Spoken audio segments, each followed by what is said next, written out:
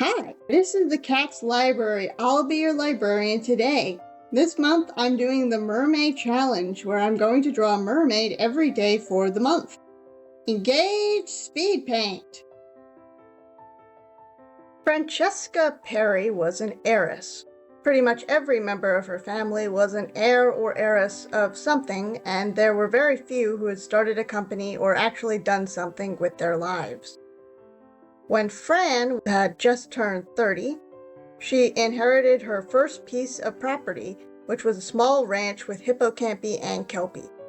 It was in a lagoon of an island deep within Izolfia territory. Miss Perry decided to take over management of the ranch because she needed a change in her life. Apparently, the previous owner had been sick for a few years near the end of his life, and so his senior farmhand had been promoted to manager. Starfish was the ranch hand's name. He was sort of chill with the change in management until he learned that Perry wanted to change everything about how the farm was managed. May I repeat and rephrase myself? Change everything with a clear disregard to why things were the way they were, and change it in a financially risky manner. The bigger problem is that Stellar was absolutely convinced that it was a special and highly magical ranch, and Perry did not believe that. So enchantment was a real established thing, but the sort of things that Stellar described didn't seem to have a technical basis. For instance, Stellar, in all honesty, seemed to believe that the blue Tang kelpie aged backward, and that the seahorse hippocampi and the seahorse mermaid ranch hand were the same being, that the manatee hippocampi used to be a merman, and that strange, mostly unexplainable things seemed to happen in the lagoon. When Perry met the owners of the neighboring ranches and other important people of the nearby town, everyone seemed to disregard the rumors. They were all happy that Lagoon Ranch was actually going to be run by someone sane. Most of them were sorry for Perry having to deal with the weird gimmicks going on there. The first weird gimmick that Perry decided to start with was the manatee hippocampi. No one was listed as his owner. The staff were convinced that he had used to be Beluga's best friend's son, but everyone just said that he was Beluga's nephew. Beluga was another ranch hand. Anyway, the nephew, Trey, was a teenager who had come to work at the ranch for a summer. He had been a cruel child, terrorizing anyone in his line of sight. Trying to discipline or control him in any way seemed to make him worse. One day, a mysterious traveling salesman came to town. He decided to stay at the ranch instead of a hotel because he and Beluga had a history. Perry thought that, from the way Stellar and the other ranch hand Sally explained it, that Beluga and the salesman were in the same cult together. There was a camaraderie, even if in practice the two of them didn't really seem to get along. Trey stole a few trinkets from the salesman while he was there. He ruthlessly mocked him to his face and behind his back. He did chill a bit on the pranks, but that was because he had started going into the stalls at night and spooking the horses, which tired him out. The salesman seemed to ignore all of the slights against him, and got this weird smile on his face. Near the end of his stay, the salesman sold Trey a bracelet, which he said was good luck. That night, Trey broke into one of the stalls and began whacking the stall doors with a rake. Now, it's unclear if it was on purpose or an accident, but he did end up hitting a horse in the face with the blunt side of the rake. As soon as this happened, the true magic of the bracelet took effect, and Trey was turned into a hippocampi himself. He ran off into the night out of panic. Meanwhile, back at the house, the salesman was in a very good mood. In a drunken state, he bragged about the bracelet. Instead of being happy like he expected, the previous owner and the ranch hands were horrified by this. It was the last time anyone had seen the salesman in town. Horse Trey had ended up in the neighboring Coral Ranch. The previous owner of Lagoon Ranch had to buy him back. That owner then gave Trey his own stall with blankets and small human comforts. There was no lock on his door, and he had free range of the ranch. Perry didn't believe any of this story, but asked Stellar if Trey worked at all. Stellar was confused and sort of shocked by this, as if he had never thought of that, and admitted that Trey had been mostly alone in his stall the whole time since he'd been, quote-unquote, turned into a horse. Stellar went with Perry to Trey's stall. Since Stellar was there, Perry asked Trey if he was willing to pull a cart that they could charge people to ride in. The horse looked her in the face while she was talking and nodded his head at the correct spot in the conversation to agree. Okay, Stellar, I don't know how you trained him to do that, but I'm glad you've come around. Stellar just rolled his eyes at her.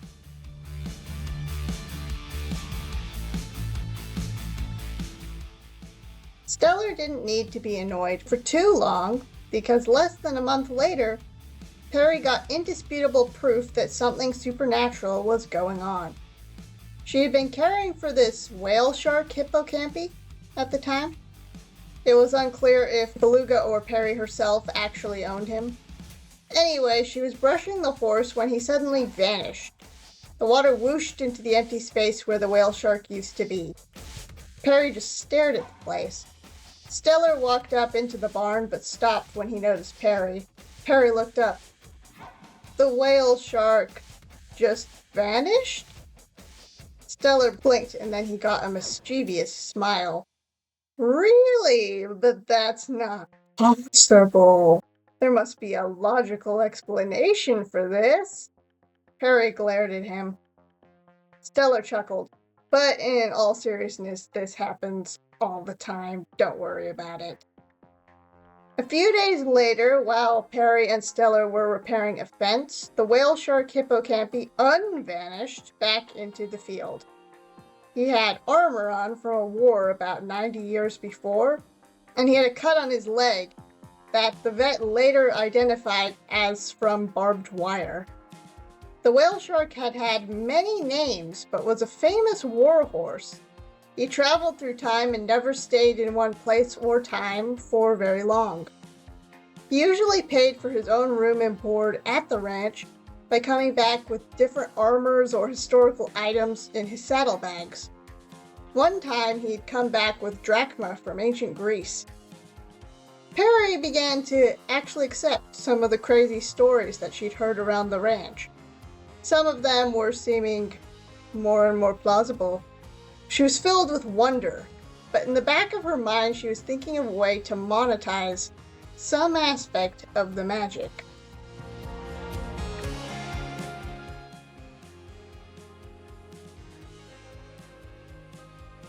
Stellar's family had been working at the ranch when it was founded 300 years ago. Those original ranch hand ancestors had been born as humans and turned into merfolk during the enchantment and/or radiation when the world basically ended.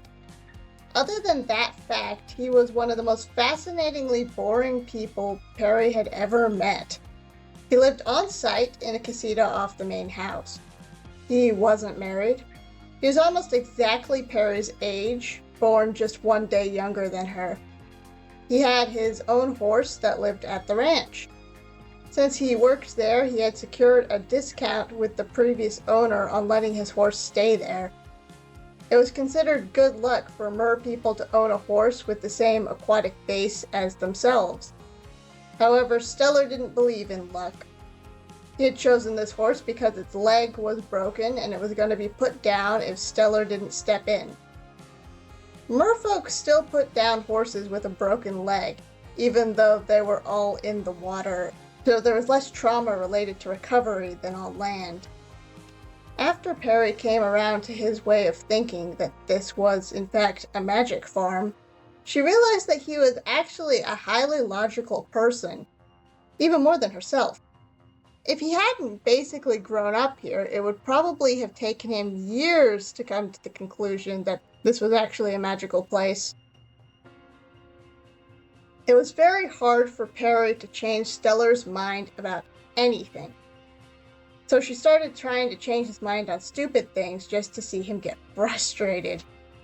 He had tentatively been trying to drive her crazy since she got there, but after she started also doing it, then he developed a more playful tone in messing with her. They were both waiting to see if their friendship worked before asking the other out. Perry had already had some idea of what she wanted to name the kids and what flowers the wedding would have, but she hid this fanaticism well.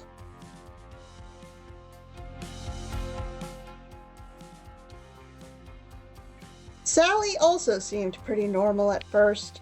She usually lived with her husband in town, but every once in a while slept in a stall with her horse. Perry didn't really want to know why that was at first, but after she learned Sally's backstory, it started to make more sense. Sally had been a human woman who was dating a merman who was in the enchantment tract. Now, Sally had been told that humans probably couldn't do enchantments, but she didn't care. She took one of her boyfriend's textbooks when he wasn't looking and tried to do an underwater breathing spell. There were certain side effects of the spell. The first was that she was obviously turned into a mermaid. The other less obvious effect was that she was also turned into a hippocampi. Yeah, the horse and rider were the same being. Both halves worked at the ranch to get the same discount as Stellar, where her horse half could stay in a stall for cheaper. The horse half was in a constant state of pining for the person she believed was her husband. The husband every once in a while visited the ranch. Every time he came by, the horse half was ecstatic. Every time he went back home, the horse half grieved. No one seemed in any hurry to merge the two halves back together. No one knew how to merge the two halves back together, for starters. However, sometimes the mermaid half of Sally needed to stay in the stall with the horse half, because if they were apart too long, they started getting really stressed and sometimes a bit sick. Perry didn't ask any follow-up questions about what sort of sick they had. She did notice that Trey liked to hang out around Horse Sally.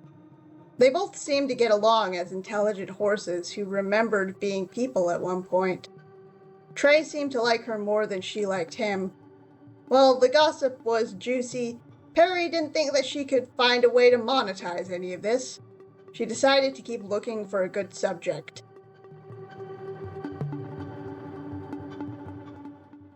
Now, on the list of assets that Perry had received along with the farm, it was said that there were 3 Kelpie foals. A few months later, Perry could only find 1 colt. She asked Beluga about it and he just sighed. So the weird thing about the foals is that they were the last of a strain of special horses that were born old and aged backward. The other 2 foals had died of young age and had vanished. Perry faked concern, which Beluga was receptive to. But when he left the room, she began researching and putting her plan into motion. She did conscript the help of a vet to collect a sample of the horse's bone marrow safely. She had to pay the vet a ridiculous amount of money for him to do the surgery. The prospective profits from this experiment would make that amount pale in comparison. She used the marrow in a potion. She had come up onto the beach in order to accomplish this. Meanwhile, Stellar walked in on the vet, monitoring the foal swimming around as if it was fresh off the anesthetic. Hey, is Blue okay? The vet looked up. Yeah, your boss just asked me to take some bone marrow. I don't ask questions after all the visits for that war horse. How is old Trusty, by the way? Stellar felt his stomach grow cold and he lost the ability to swallow for a moment. He swam off at top speed before the vet had finished speaking. Soon after he'd left, the colt took a sudden turn for the worse and the vet began panicking since its eyes were glowing. Stellar came up onto the moonlit beach and yelled at Perry to stop. She had turned the marrow into a glowing cream. She had a gloved hand covered in the slime, which she looked at with a manic delight. The palm trees rustled in the wind. The tide ebbed on the shore. She looked Stellar square in the face. His breathing was heavy and rasping. Perry smeared the cream over her face. The effect was immediate. Her few wrinkles vanished and her hair became softer. Her bones hurt less. However, it didn't stop with that. The structure of her face began changing and she began growing smaller. She screamed. Stellar rushed forward and held her in his arms. They could feel each other's hearts beating erratically as Perry grew smaller and smaller and Stellar hugged her tighter and tighter. That moment seemed to take an eternity, but eventually Perry stopped shrinking. She stopped and stayed at the size of about an 8-year-old. The two of them spent a second eternity waiting to see if this wasn't some sort of sick joke, that it was in fact over. Stellar started silently crying a little bit when the adrenaline finally wore off.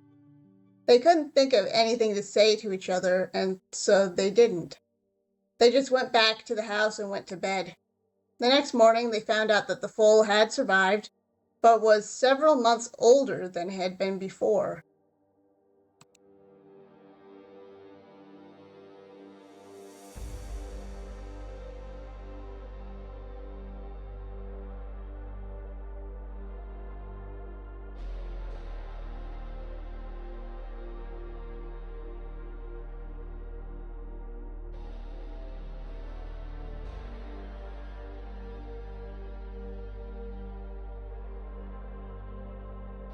Beluga had been the one who had founded the farm. This had been 300 years ago, and he hadn't aged a day in all that time. His earliest memories were of waking up in the depths with no idea who he was. The merfolk of the depths had taken him in. They fed him, they cared for him, they taught him how to speak. Eventually he had to leave. No one told him to leave. He didn't really want to leave. He simply knew that he had to go, and everyone accepted that it needed to happen. He went and started Lagoon Ranch. He hired Stellar's ancestors. About a generation later, the ranch had nearly fallen into bankruptcy. He had no choice but to sell the ranch to the randos that the Perry family eventually bought the ranch from. Sometime into the rando's reign, Beluga had saved up enough money to buy back the ranch, but he decided that it was more enjoyable and less stressful to be a farmhand than an owner. He never changed his mind on this, even when Stellar tried to get him to buy out our Perry years later. He barely reacted at all to the realization that in the present day his boss had performed a difficult enchantment which had reverted her to childhood. He had been slightly worried about the foal starting to age normally before it was confirmed that the foal still aged backwards. Even Stellar was annoyed at Beluga's nonchalance.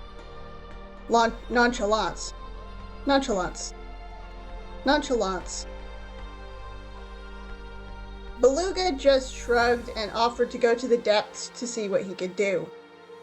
Perry had him to agree to also ask about merging Sally back into one being and restoring Trey the Manatee's humanity, even though it was a shot in the dark. Stellar really liked the shot in the dark pun because they were talking about the depths where it was dark, only Perry hadn't meant it to be a pun. Stellar was embarrassed. After a morning of preparations, Beluga left that afternoon. Trey had a bad feeling about this, even though he wouldn't have been able to explain why, even if he could speak.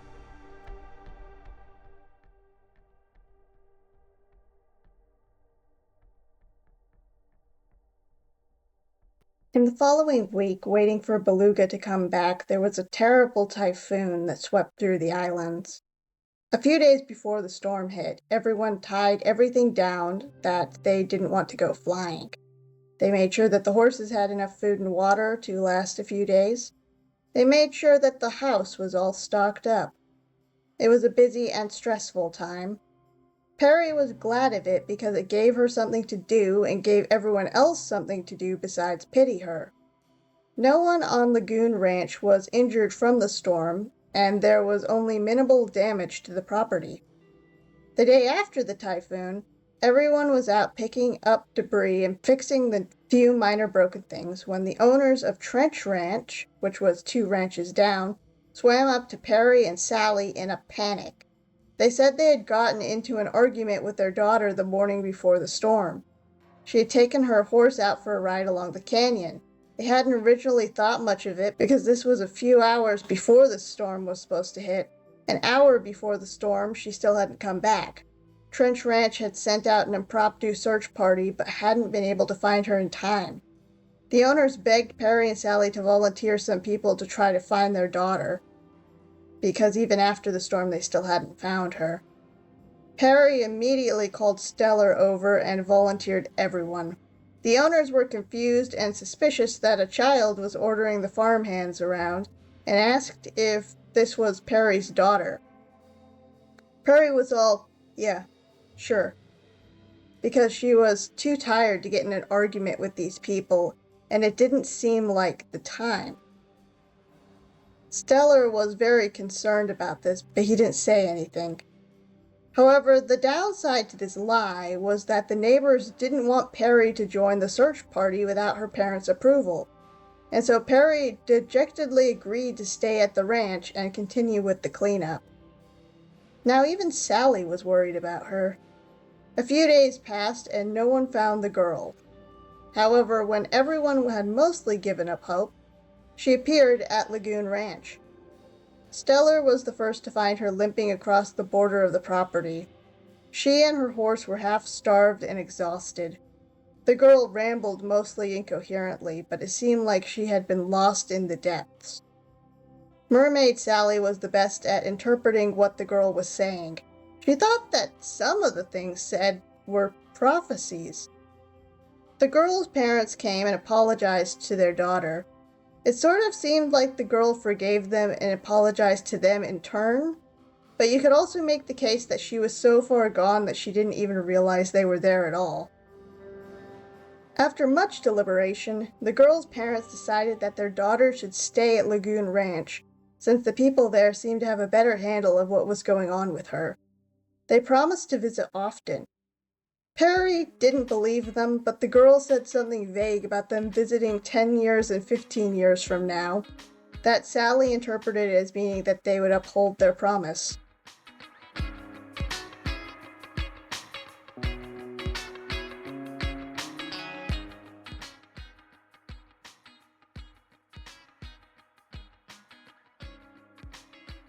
A couple days later, Beluga still hadn't come back yet. Sally asked Zoll, which was the girl's name, about this, and from what Sally could deduce, Zoll hadn't seen Beluga in her time in the depths.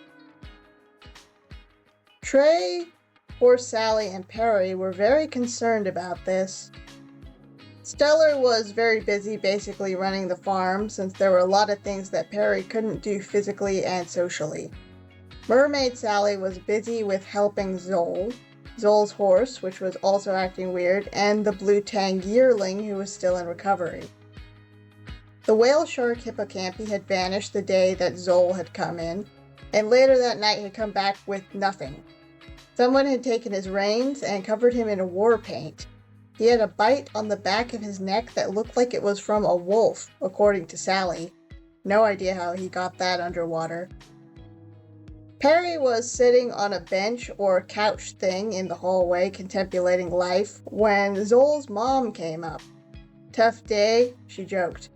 "Oh, lady, you have no idea," Perry grumbled, pressing the palms of her hands into her eyelids.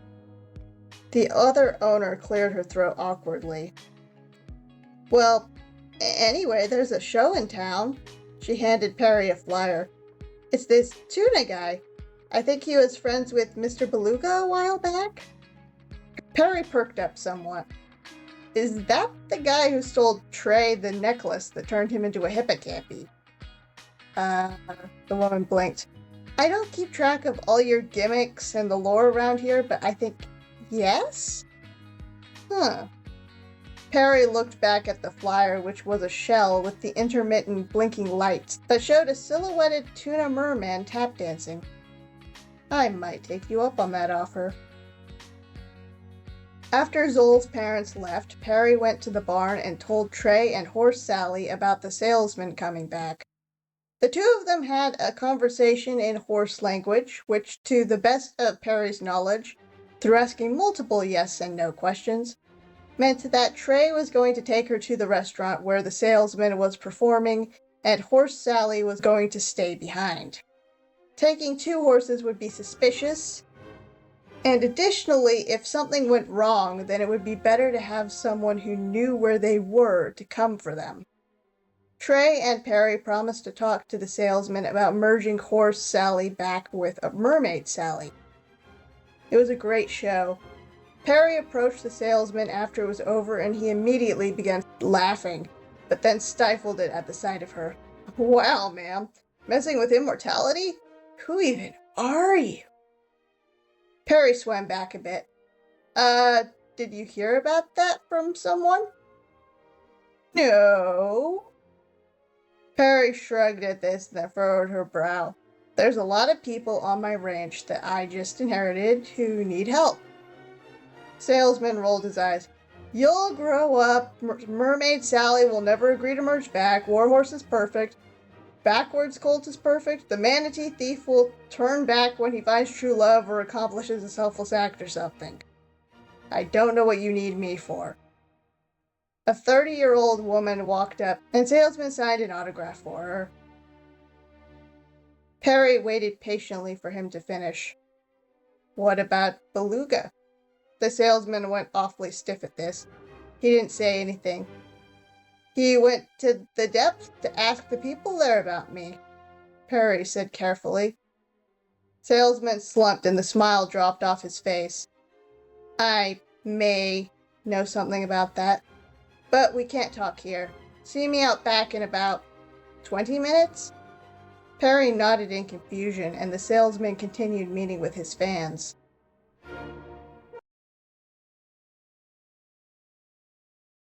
Trey and Perry met him out back 30 minutes later because Tuna got caught up in some legal business with the owner of the restaurant. He was slumped and didn't quite meet their gazes. They waited for him to get his thoughts together. "I was down in the depths of the trench because of the storm." He stopped talking for a moment. Whatever he needed to say, he didn't really want to say it. "I actually came in from Growadark, thousands of miles away, but the depths let me out here for some reason. It's a weird place, the depths.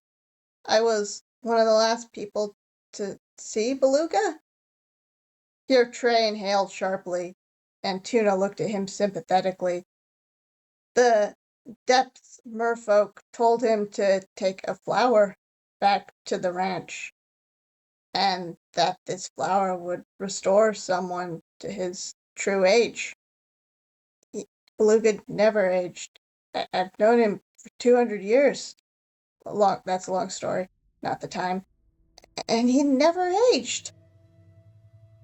Perry felt a lump in her throat, and her eyes felt hot. There wasn't even a skeleton, just dust in the water. After this, Tuna didn't have anything else to say, or he couldn't go into more detail. They all stood there in silence. They were enough in the shallows that they could hear a gentle rain merging into the ocean. Eventually, they began talking about what to do next. Somehow, this conversation concluded with Perry selling Tuna salesman the ranch. Trey was okay with this, presumably, because he felt like Beluga would have wanted him to have it. Stellar took some time to come around to the decision because he didn't trust Tuna, and was also half expecting Perry to sell the ranch to him, since he had been basically running it for years. One of the main reasons that Perry had sold Tuna the ranch was because Tuna knew things about the weirder aspects of the depths and the ranch, and Stellar came around to the fact that Tuna actually had a better grasp of this, even though he was unskilled as a manager. He was the opposite of how Perry had been. Right out of the gate, Tuna explained that he hadn't run into Zol while in the depths, but from the rumors he'd heard, a depths merperson had helped to direct Zol to the ranch. Zol had gone too deep underwater and had swallowed microscopic plankton merfolk, which had cursed and or blessed her with visions of the past and future. Because the plankton were displaced, sort of like WhaleShark, and had seen different eras of the past and future. WhaleShark probably also ate the plankton and had a different result. Either that or he was from the future where the time travel development had potentially occurred. Tuna hadn't been to the future, but had some theories. While Tuna wasn't the best at the economic aspect of management, he was fairly decent at the personal aspect. For instance, he convinced Mermaid Sally to merge back with Horse Sally into a human. He also just knew how to do that off the top of his head, because something similar had happened to him at one point, where he had split himself into a human and a fish for 3 years. Merging back together was a highly difficult decision for Sally. It took about a month of discussion with multiple people in her life. When she did merge, human Sally and her husband built a cabin on the shore of the island, half underwater, half above water. Zoll had a room there and another room at the main house. Trey cried over the loss of Horse Sally. A few days after the two halves merged, he turned back into a merman and was incredibly nonchalant about it, even though everyone else was super excited. If Perry didn't know any better, she would say that he was grieving his past form, but that was ridiculous. Because of Tuna's knowledge of Zoll, WhaleShark, and the depths, and also because he figured out how to merge the Sallys, Stellar warmed up to Tuna as the new owner. Stellar eventually got over his sense of betrayal that Perry sold the farm. He formally adopted Perry, as she had resolved to relive her childhood instead of going back to the depths for another flower. She didn't want to turn down 20 extra years on her life. Perry began going by Fran again, which is short for Francesca, which was her first name. Zoll and her horse grew more emotionally stable. Zoll's parents made a deal with Tuna so that they paid for the Axolotl horse's food and lodging. They also paid for Zoll's food and education. At Fran's insistence, Tuna threw in Zoll's lodgings for free. WhaleShark horse vanished one day and came back a month later with a giant squid mermaid that Tuna recognized as being from the depths. From deduction, they found out that Squid was from 400 years in the past, which was from before the apocalypse, where the mer people had formed. It seemed like the depths were a relatively normal place back then. Squid wouldn't accept the time travel, and she wouldn't accept that Tuna claimed to be 250 years old and also magical. And she also refused to believe that Fran was actually 31 and had used to own this place.